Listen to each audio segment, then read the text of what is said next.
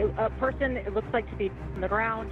As soon as I turned, just felt the boom. Okay. We will waive a formal reading and enter a plea of not guilty. Sarah Clasen did not walk into court as an ordinary defendant. She walked in wearing years of authority, training, and trust. For 14 years, she had been the one enforcing the law, not standing beneath it. That morning, she believed those years still mattered. Her defense leaned on that history, calling the crash a mistake, a moment gone wrong, something tragic but not criminal. She was trying to get out of the way. Whatever bike he's on is trapped under that car. I turned, and as soon as I turned, just felt the boom. Okay. Then the evidence started speaking for itself. A body camera replayed the night she tried to explain her way out. Surveillance showed 4 long hours inside a bar before she drove. A blood test confirmed what words could not hide, a 0.17 alcohol level hours after the crash. The road did not care about her badge, and the evidence did not hesitate. All right. So, like I said, we were really trying to rule alcohol out. I'm not convinced that alcohol wasn't a factor. So right now you are under arrest. Okay. Okay. Let's go ahead and put your hand behind your back. On Highway 240, a young motorcyclist lost his life, and in that courtroom, one truth became unavoidable.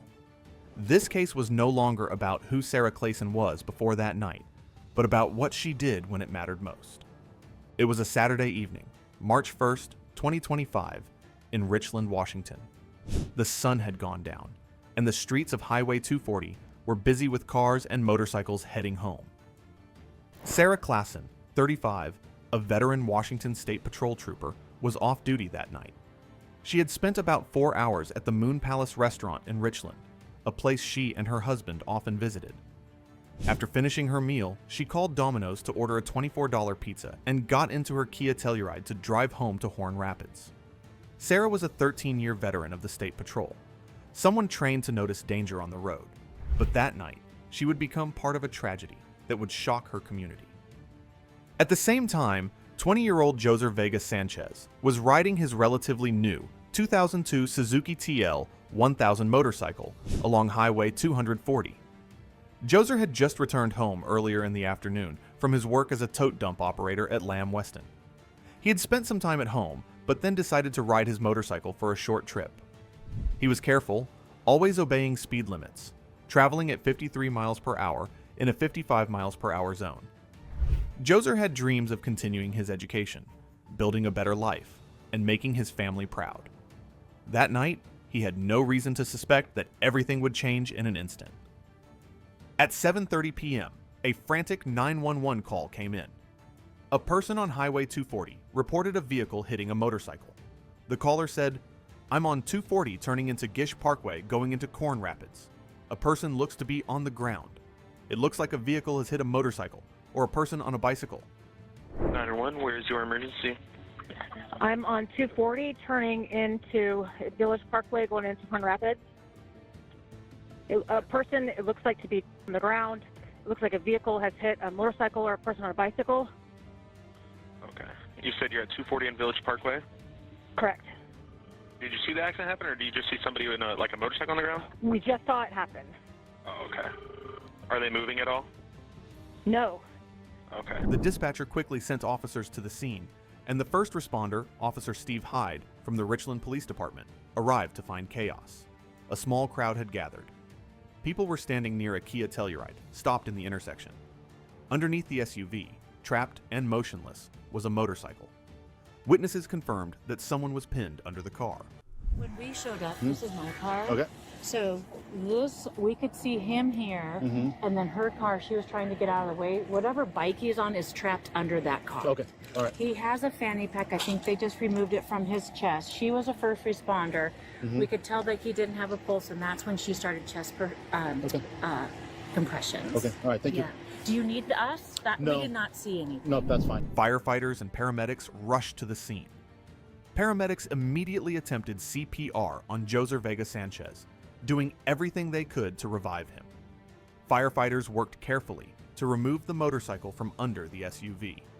Officer Hyde documented the scene, took notes, and began gathering witness statements to piece together what had happened.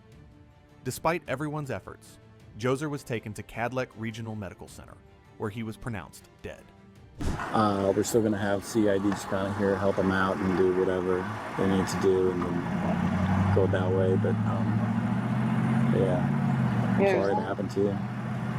It's just, yeah. It's glad you're okay. Hopefully he's okay too. Yeah. He didn't look okay. He didn't look okay, yeah. The looks of it. Yeah. No, there. These people here.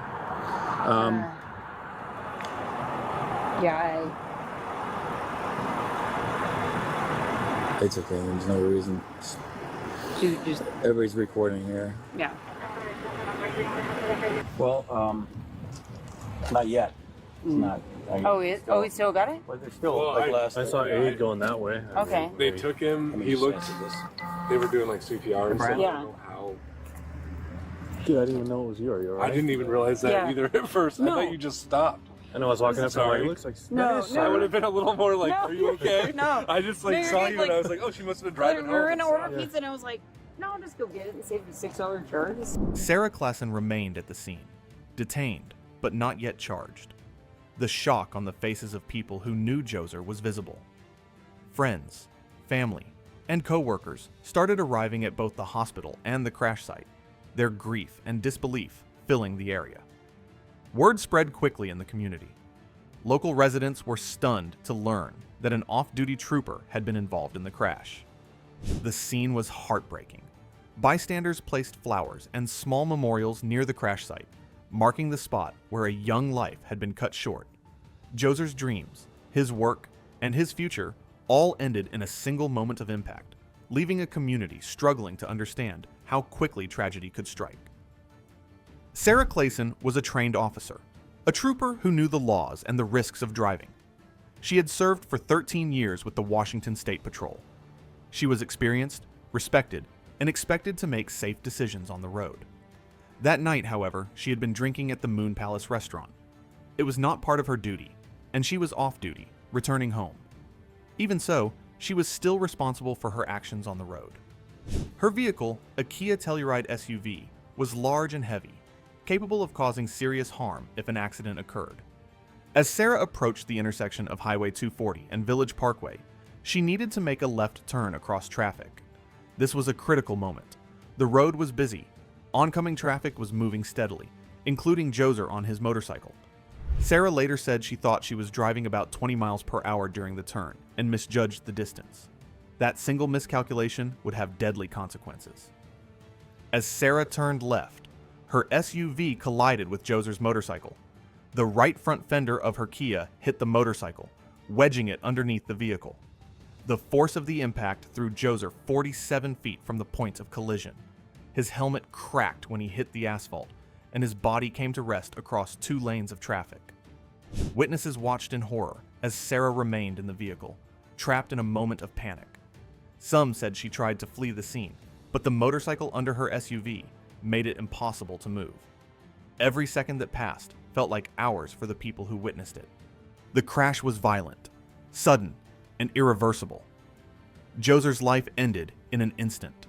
The memory of that night, the sound of metal hitting metal, the screams of bystanders, and the flashing lights of emergency vehicles would stay with everyone who saw it. Officer Steve Hyde was the first police officer on the scene.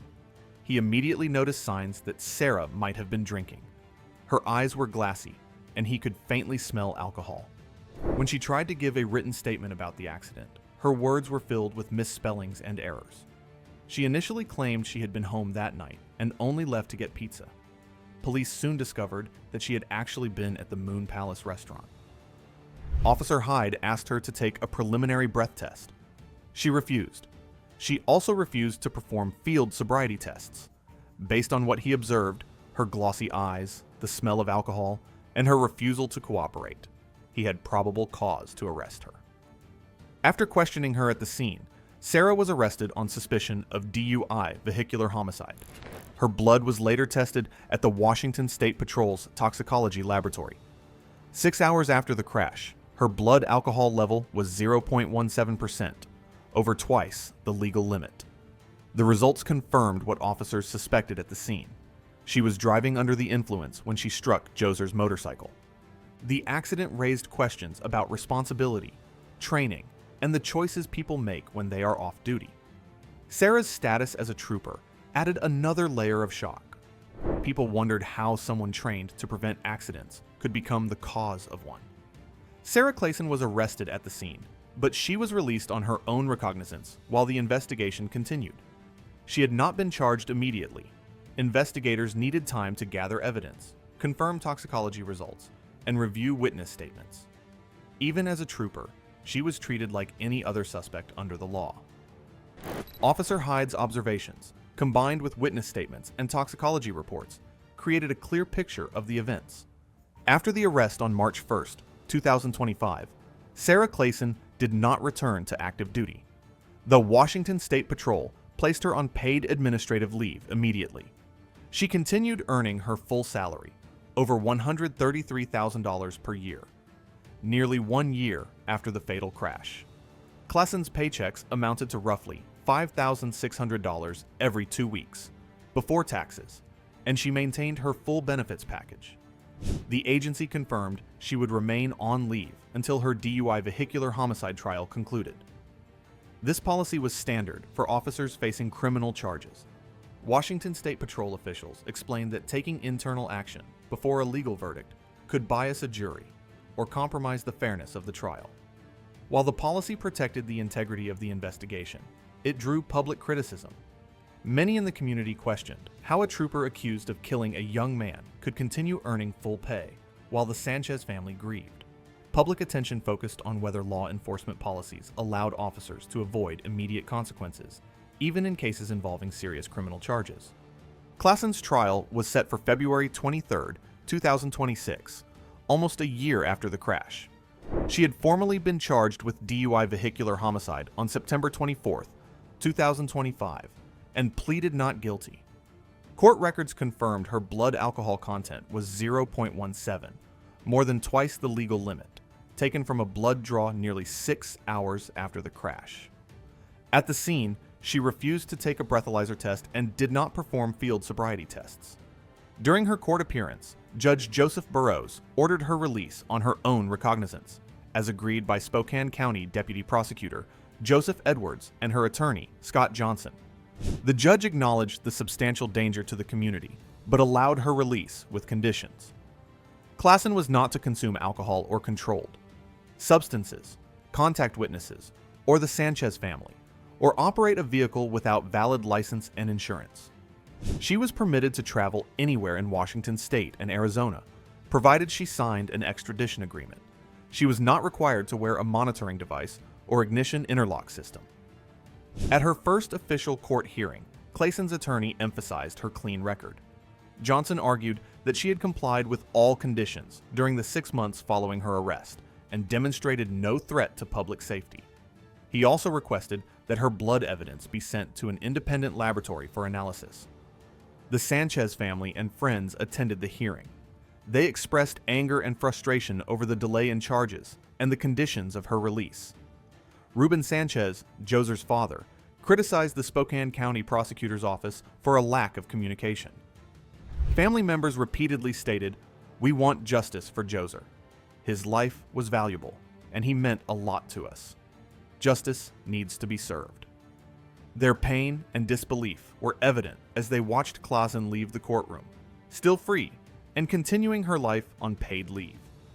Investigators confirmed that Clasen's blood draw was completed at 1:16 a.m., 6 hours after the crash. Her blood alcohol content was 0.17%, more than double the legal limit. Considering the metabolism of alcohol over time, her level at the moment of the collision would have been even higher.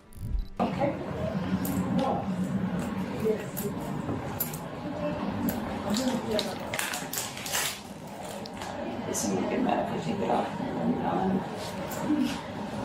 You can switch it to the other finger.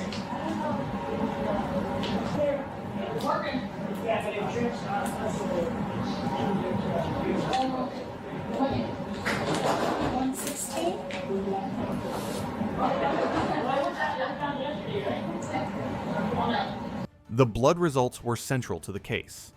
They confirmed intoxication and explained why she may have initially attempted to flee the scene. Defense attorneys were expected to argue that the delay in the blood draw created reasonable doubt about the exact level of intoxication at the time of the crash. Prosecutors, however, would emphasize the dangerous combination of alcohol and driving, which led to the fatal impact with Jhoser's motorcycle. Hours before the crash, Clasen had spent time at the Moon Palace restaurant in Richland. She met her husband, Trent Clasen, around 3:20 p.m. Surveillance footage showed they stayed inside from 3:28 p.m. to 7:26 p.m., drinking for nearly 4 hours. The Moon Palace operated as a small cash-only establishment, heavily serving alcohol, and had been previously thought to be abandoned by authorities. Investigators noticed that the bar tab for March 1st was missing entirely, while historical bar tabs revealed a consistent drinking pattern by the Clasens. Police suspected the missing record could indicate an attempt to hide exactly how much alcohol Sarah consumed. Previous tabs showed that she and her husband visited the bar 3 to 5 times per week, consuming 4 to 6 drinks each visit. Records from December, January, and February revealed 42 tabs combined, establishing a clear pattern of repeated alcohol consumption over several months. At the scene, Clasen initially told officers that she had been home that night and left only to pick up a pizza. Investigators quickly learned that she had been at the Moon Palace instead. During interviews, she refused to answer questions about whether she had been drinking and refused field sobriety tests. These refusals, combined with her high blood alcohol level, formed a crucial part of the prosecution's case. Body camera footage later showed her admitting she was driving about 20 miles per hour during the turn onto Village Parkway. She claimed that Jhoser's motorcycle had rammed into her and implied he may have been speeding. Police reports and witness statements contradicted this claim. They confirmed that Sanchez was traveling 53 miles per hour in a 55 miles per hour zone, and that Clasen's SUV hit the front right fender of the motorcycle, wedging it underneath. The public reaction to Clasen's situation was intense. The long delay between the March 1st crash and her formal charges in September 2025 led to protests in Richland. Residents demanded justice for Jhoser and criticized the Spokane County Prosecutor's Office for lack of communication with the victim's family. The Sanchez family's civil lawsuit against Clasen and the Moon Palace was filed simultaneously, intensifying media scrutiny. Community members continued placing flowers and memorials at the crash site, reinforcing the lasting impact of the tragedy. However, the Washington State Patrol maintained their internal policy of waiting until the criminal trial concluded before taking employment action.